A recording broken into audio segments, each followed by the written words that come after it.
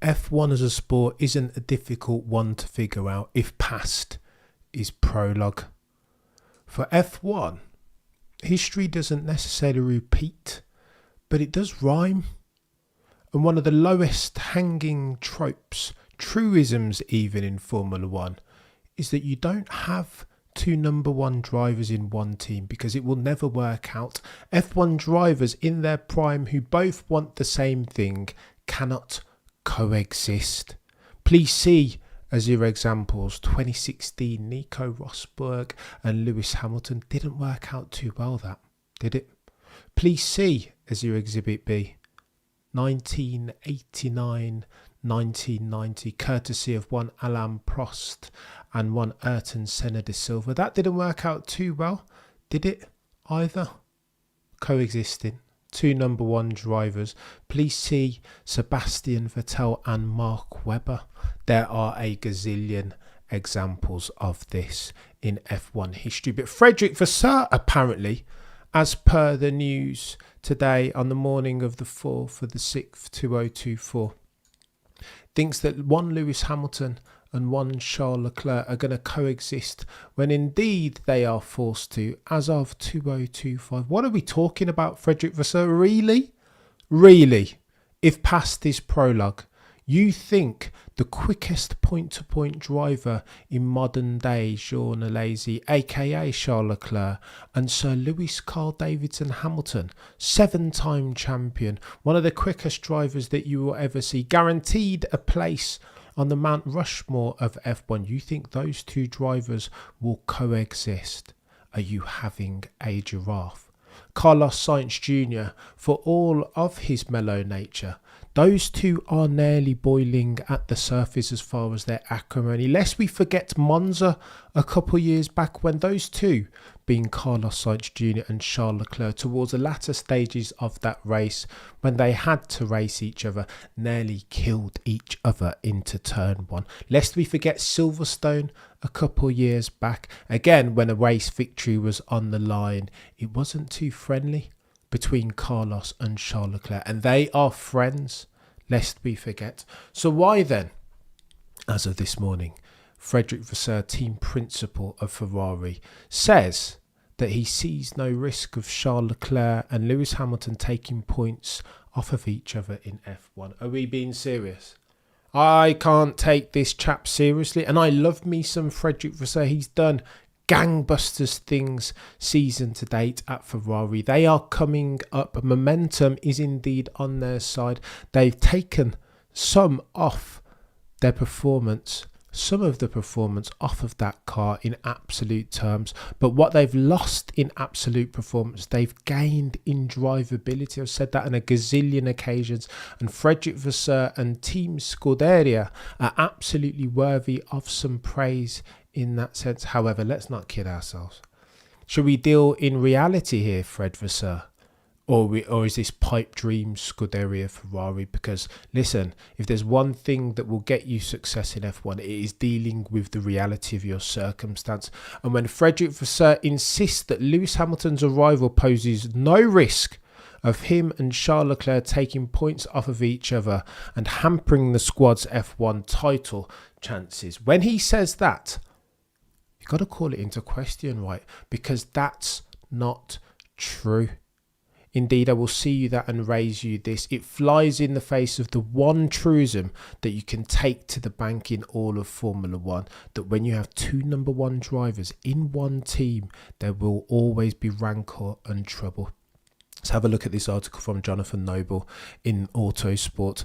He says, but having two clear number ones at any team, as per me, as exactly I've just reiterated. Having two clear number ones, says Jonathan Noble of Autosport, at any team has the danger of points getting split across both cars, opening the door for a rival team with a clear leader to come through the middle to beat them both.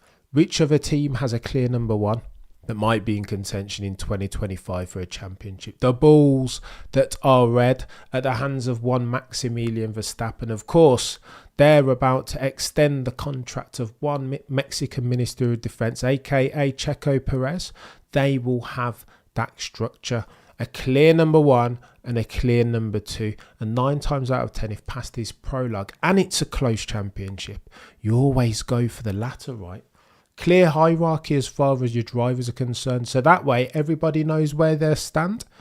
But in 2025, Lewis Hamilton is going to Scuderia Ferrari to try and win himself a driver's championship. Nobody's going to convince me that modern day Jean Alesi will not be thinking the same. Jonathan Noble of Autosport writes, but Frederic Vasseur does not see things like that and instead thinks there are advantages for a team having 2 superstar drivers pushing each other. There are advantages, Frederic Vasseur. You are not telling lies there, sir. However, there are more significant downsides. The rancor, these drivers taking points off of each other, the bubbling acrimony we see in real time with Lewis and George, for Pete's sake. 2 absolute killers, but they want the same thing. And this, by the way, in a car that's not even capable of winning a championship. If you have that, if the W15 were capable, was the wheels and machinery capable of winning a championship, dial up the acrimony that currently exists at the boys and girls from Brackley and Brixworth. Dial that up to 1,000 surely.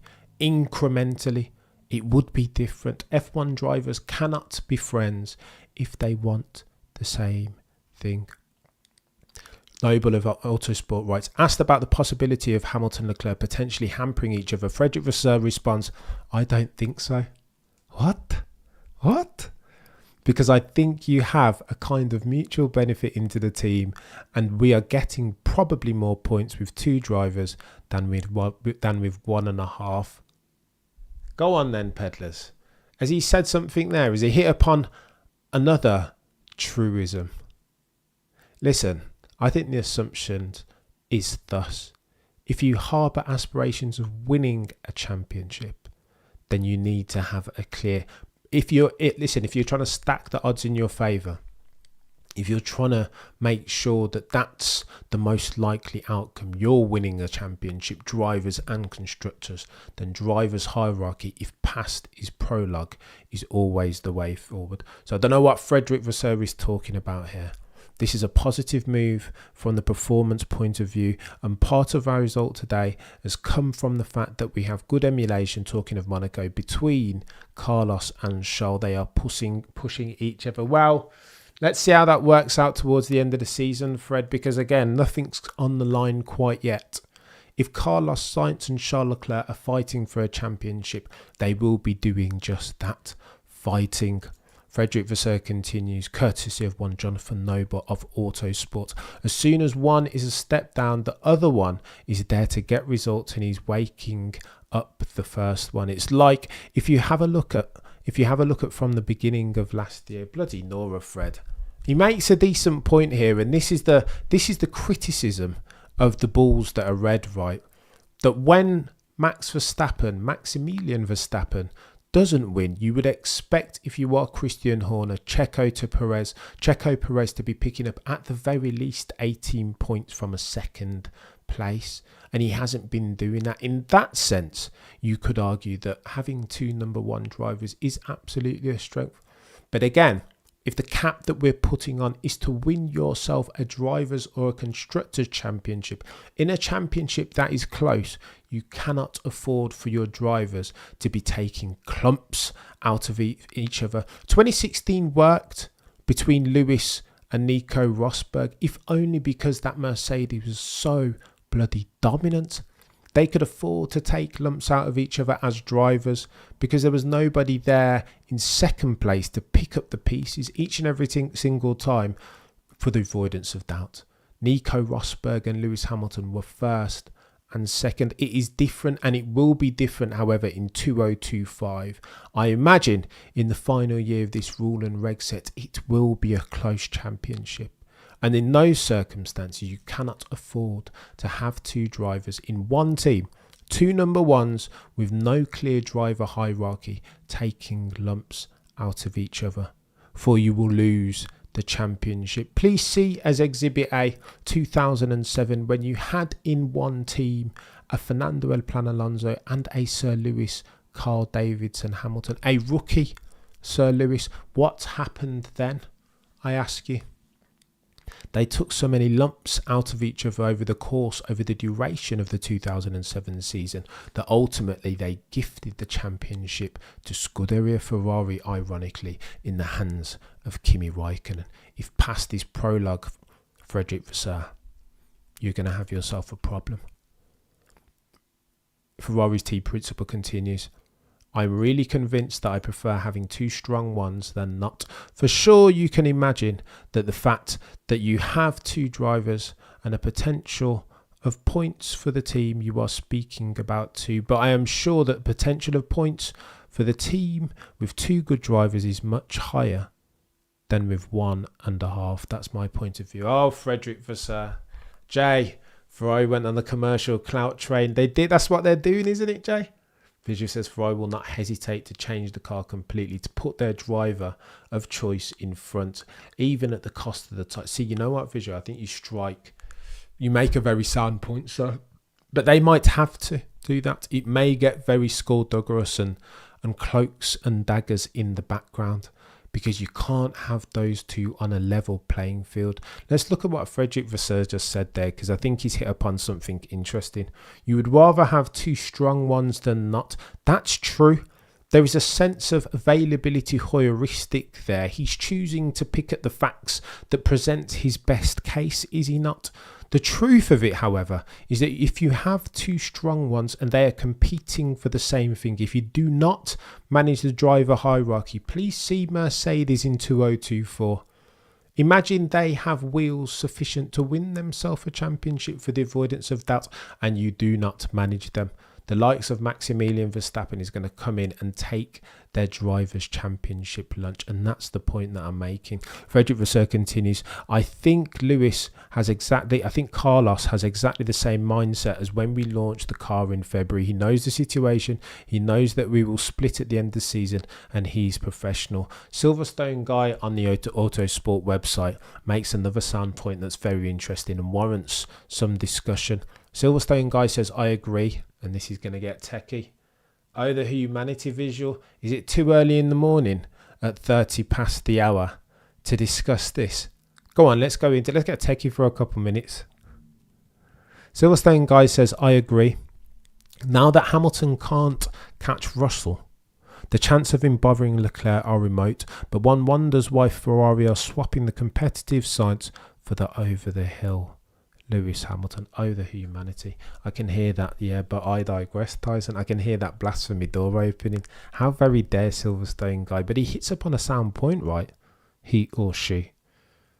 That potentially, imagine, best case scenario for Ferrari next year, if driver hierarchy is a real thing and a potential impediment, lack thereof, a potential impediment to getting constructors and drivers championship. Imagine a world in 2025 where Lewis Hamilton isn't in his prime and that Charles Leclerc outqualifies him with a similar frequency that George Russell has been.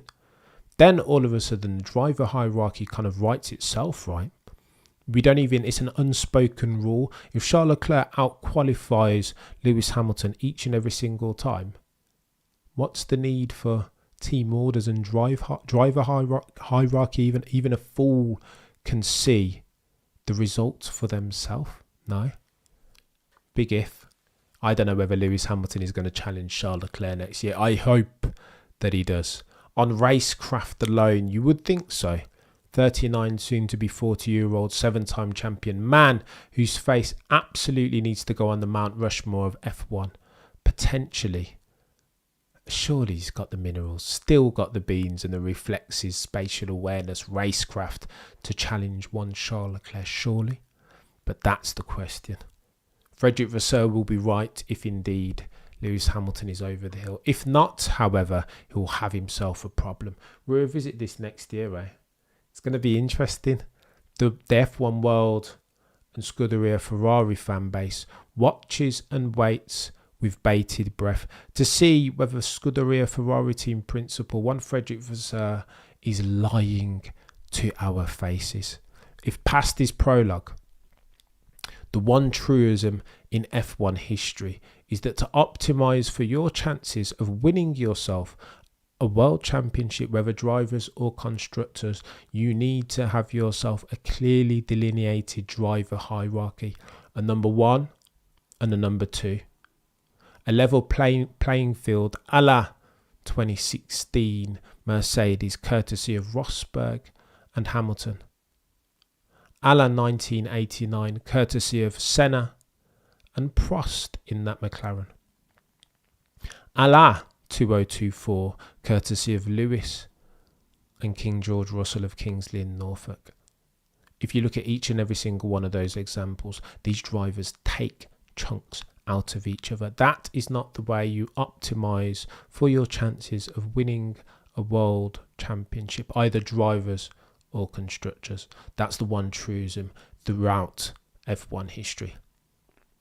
No further questions, Your Honour. I digress.